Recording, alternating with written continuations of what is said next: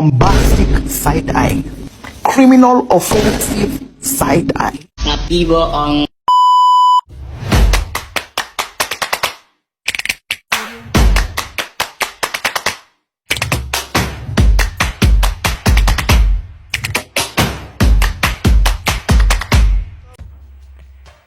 Assalamualaikum warahmatullahi wabarakatuh.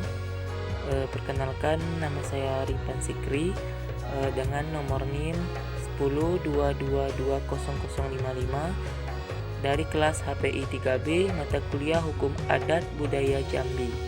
Baik, di sini saya akan membuat video tentang sejarah hukum adat dan sejarah hukum adat Melayu sebelum masuk Islam dan setelah masuk Islam di Indonesia. Sejarah hukum adat. Hukum adat di Indonesia sudah ada sejak zaman kuno. Hingga kini, hukum adat masih dianut di berbagai daerah di Indonesia. Kehadiran hukum adat bahkan diperkirakan sudah ada sebelum bangsa asing masuk ke Indonesia. Berbagai bukti pun mendukung temuan tersebut. Dalam buku Pengantar Hukum Indonesia oleh Rahman Syamsuddin, keberadaan pengaturan adat istiadat sudah ada sejak zaman Yunani kuno. Zaman pra-Hindu, para ahli hukum adat berpendapat bahwa adat istiadat yang saat itu dijadikan pedoman adalah adat Melayu Polinesia. Seiring berjalannya waktu, datanglah kultur dari berbagai agama, mulai agama Hindu, Islam, hingga Kristen, membawa pengaruh kepada kultur asli tersebut, hingga menguasai tata kehidupan masyarakat Indonesia sebagai suatu hukum adat. Unsur-unsur dari hukum adat. 1. Adanya tingkah laku yang terus-menerus dilakukan oleh masyarakat. 2. Tingkah laku tersebut teratur dan sistematis. 3. Tingkah laku tersebut mempunyai nilai sakral. 4. Adanya keputusan kepala adat. 5. Adanya sanksi akibat hukum. 6. Tidak tertulis. 7. Ditaati dalam masyarakat. Sumber hukum adat. 1. Adat istiadat atau kebiasaan yang merupakan tradisi rakyat. 2. Kebudayaan tradisional rakyat. 3. Ugaran atau kaidah dari kebudayaan Indonesia asli. 4. Pepatah adat. 5. Jurisprudensi adat. 6. Doktrin tentang hukum adat. 7. Nilai-nilai yang tumbuh dan berlaku dalam masyarakat. 8. Kitab-kitab hukum yang pernah dikeluarkan oleh raja-raja. 9. Perasaan keadilan yang hidup dalam masyarakat. 10. Dokumen-dokumen yang hidup pada waktu itu yang membuat ketentuan-ketentuan hukum yang hidup. Adapun sejarah bangsa Melayu sebelum kedatangan Islam dan setelah kedatangan Islam. Kehidupan manusia bersifat kemasyarakatan, artinya bahwa secara fitrahnya ia bersifat kemasyarakatan. Hakikatnya, sifat kemasyarakatan itu wujud selama ada pembagian kerja, pembagian keuntungan dalam suatu perangkat tertentu, tradisi dan sistem. Selain itu, terdapat juga gagasan-gagasan, ideal-ideal, perangai-perangai, serta kebiasaan-kebiasaan khas menguasai manusia pada umumnya. Dengan kata lain, masyarakat merupakan kelompok manusia yang dibawa seperangkat kepercayaan, ideal, dan tujuan, bersatu dan bergabung dalam satu rangkaian kesatuan hidup bersama. Anutan tertua bangsa Melayu adalah animisme. Animisme ialah kepercayaan kepada makhluk-makhluk, objek-objek, atau roh-roh. Kepercayaan ini terkait rapat dengan suasana kehidupan masyarakat yang bergantung kepada alam sekitar, muka bumi, dan sebagainya, untuk menggerakkan aktivitas pertanian yang menjadi sumber ekonomi mereka.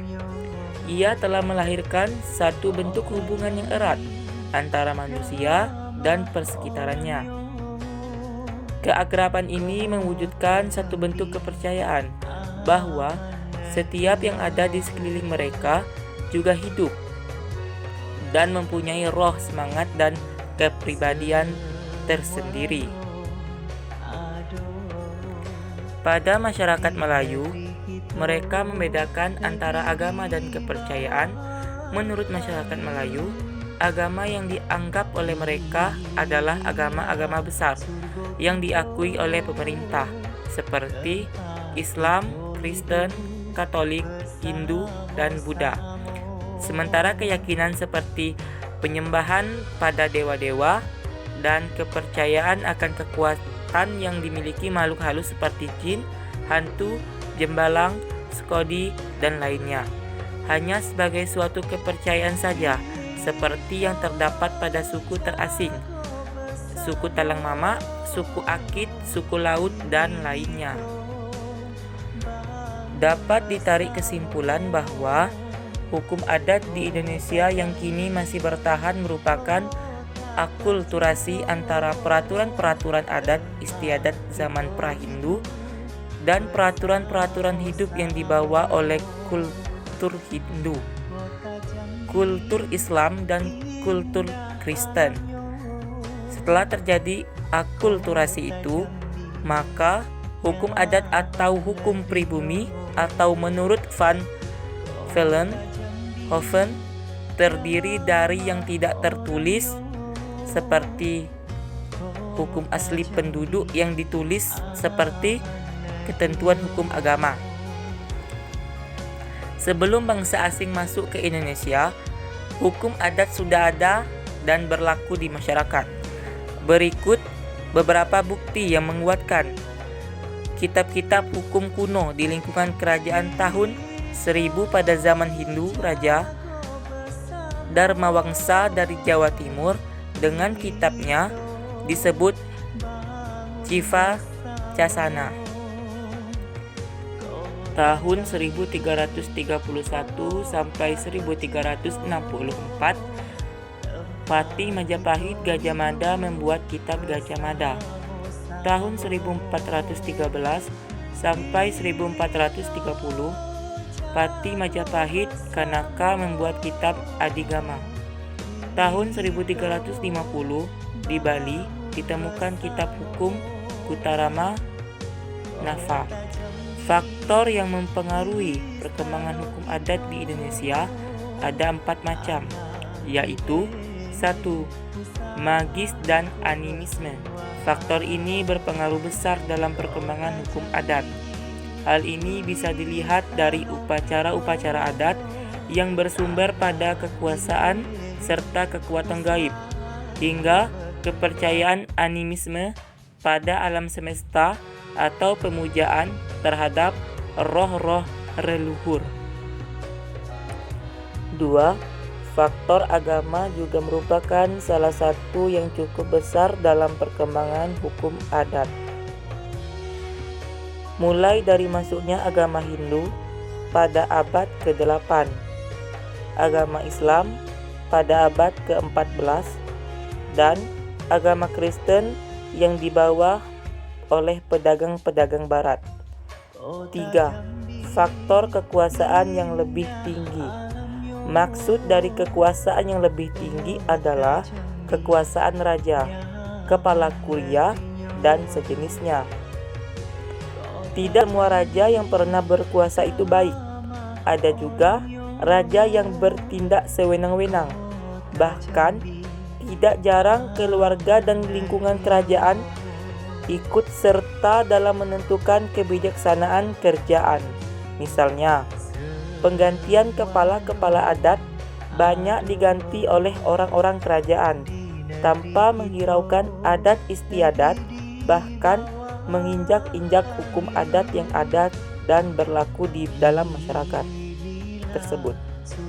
4. Adanya kekuasaan asing.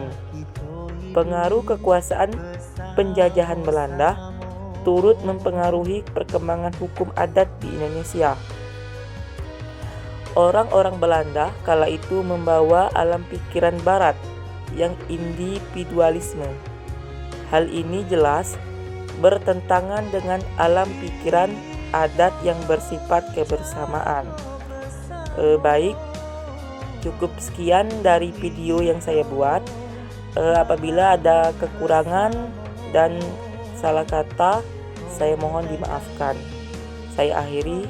Wassalamualaikum warahmatullahi wabarakatuh.